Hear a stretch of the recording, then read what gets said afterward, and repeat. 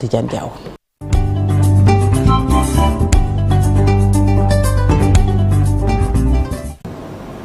Le premier bulletin de la journée que nous démarrons, Cheikh Tidiane, avec l'octroi de nouvelles licences de pêche ce mercredi. Oui, les acteurs de la pêche Fatick qui étalent leurs inquiétudes face à cette situation qui risque d'empirer la situation dans ce secteur en proie à d'énormes difficultés liées entre autres à la surexploitation. Ils demandent à l'État du Sénégal de faire preuve de responsabilité lors de cette rencontre qui va se dérouler ce matin donc au ministère des Pêches et de l'économie maritime. On écoute l'un d'eux, il s'appelle Cheikh Oumeng, coordonnateur des pêcheurs à Yen. Je vous propose d'écouter des propos recueillis par Chérif Dia. Depuis des années, les licences, les immatriculations des pirogues artisanales ont été gelées. Donc actuellement, si tu fabriques une pirogue de 9 mètres avec 3 pêcheurs à bord, tu ne peux pas avoir d'immatriculation ni de permis de pêche.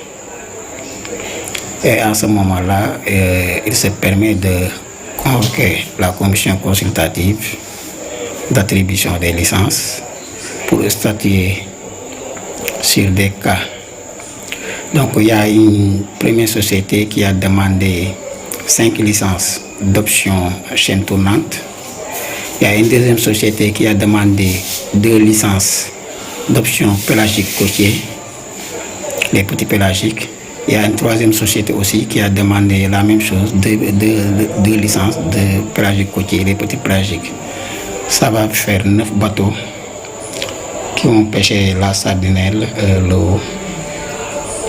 Donc ces espèces-là, vraiment, ce sont les espèces que les Sénégalais consomment le plus. Et ces espèces se font de plus en plus rares. Donc vraiment, nous ne comprenons pas. On va parler des cas de noyade qui deviennent de plus en plus inquiétants. Cheikh Tidiane, plus de 70 personnes victimes en ce début des vacances. Les maires de Ngor et Cambérène ont décidé de prendre leurs dispositions pour endiguer ce fléau à Ngor. À titre d'exemple, des comités sont mis en place sur les plages, donc pour les personnes qui fréquentent ces plages donc durant ces 3 mois de vacances. On voit cela dans ce reportage signé Momodou Fall avec des images de Mardien. Les cas de noyade enregistrés depuis le début de l'été inquiètent plus d'un.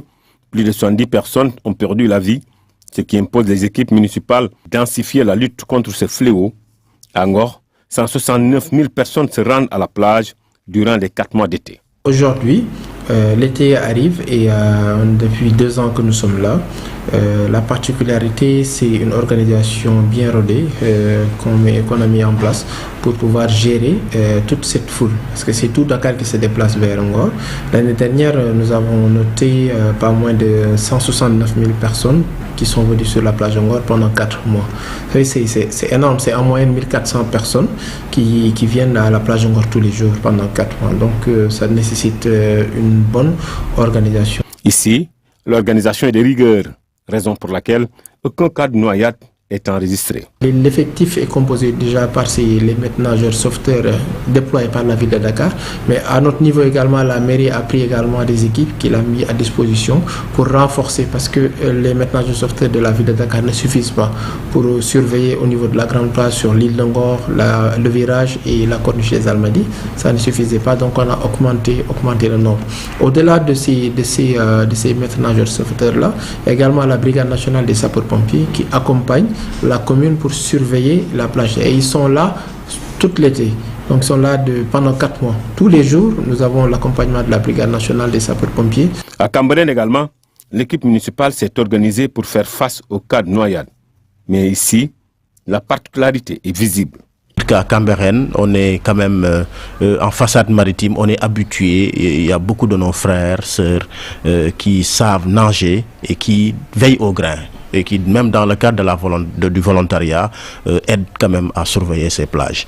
C'est pourquoi nous notons rarement de cas de noyade à Cambérène, mais nous comptons quand même mobiliser les services de l'État, la Brigade nationale des sapeurs-pompiers, la section Croix-Rouge de Cambérène qui a montré de bonnes dispositions à accompagner la commune pour tout ce qui va dans le sens de la surveillance de la nage, de la surveillance des plages au niveau de la commune de Cambérène. En cette période de vacances, marquée par de fortes canicules, les plages deviennent les tendances. Des milliers de personnes s'y rafraîchissent, ce qui n'est pas sans danger. S'outiller pour les protéger est fondamental. Mamadou Fall, merci. Et puis politique à présent, Cheikh Tidiane. Abdou Aziz Diop démissionne de l'APR et de son poste de conseiller. Et on pouvait le pressentir, l'aspirant au fauteuil présidentiel donc dit que sa décision est irrévocable. Lui, Abdoulaziz Diop, donc, qui veut déclarer sa candidature à l'élection présidentielle. L'élément n'est pas encore en place, certainement.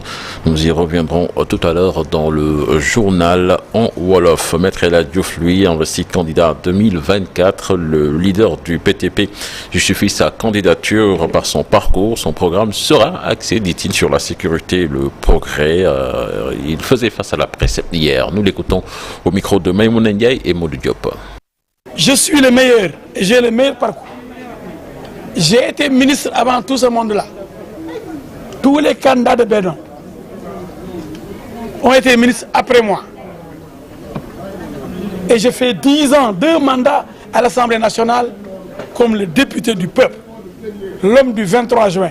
Moi, j'ai un parcours. Et bien avant, j'ai dirigé le mouvement étudiant de Dakar. Je vais être le président de la sécurité pour tous les Sénégalais et du progrès pour mon peuple. J'ai constaté ces dernières années que nous vivons des moments d'insécurité inacceptables. Notre pays est menacé, agressé de toutes parts. En tant que soldat de mon peuple, je vais tirer sur tous ces bandits. Tous ces voyous, je vais les mettre hors d'état de nuire. Je ne permettrai plus des comportements barbares. La Tamkharit célébrée ce vendredi 28 juillet, Cheikh Tidiane. C'est une annonce de la CONACOC qui s'est réunie hier à la RTS. Selon son coordonnateur, la lune n'a pas été aperçue hier. Du coup, la Tamkharit sera célébrée le vendredi 28 juillet prochain. Imam Oumar Diène, que nous écoutons des propos, bien il est joint par Chérif Dia. Déclaration de la Commission nationale de concertation sur le croissant lunaire qui s'est réunie ce mardi 18 juillet à la RTS pour scruter le ciel. Il résulte qu'après avoir recueilli toutes les informations venant de nos représentants dans les différentes localités du pays, notamment dans les foyers religieux, après une large concertation en notre sein, la commission lunaire déclare que le croissant lunaire n'a pas été aperçu dans aucune localité du pays. En conséquence, de jeudi 20 juillet sera le premier jour du mois lunaire de Muharram ou Tamkharit. La fête de la Tamkharit sera célébrée dans la nuit du vendredi 28 au samedi 29, Inch'Allah. Voilà, merci Sokhna Fati. Donc c'était là l'essentiel de l'actualité nationale de ce matin. Merci beaucoup, Cheikh Tidiane, pour la première tasse actu. Rendez-vous tout à l'heure pour la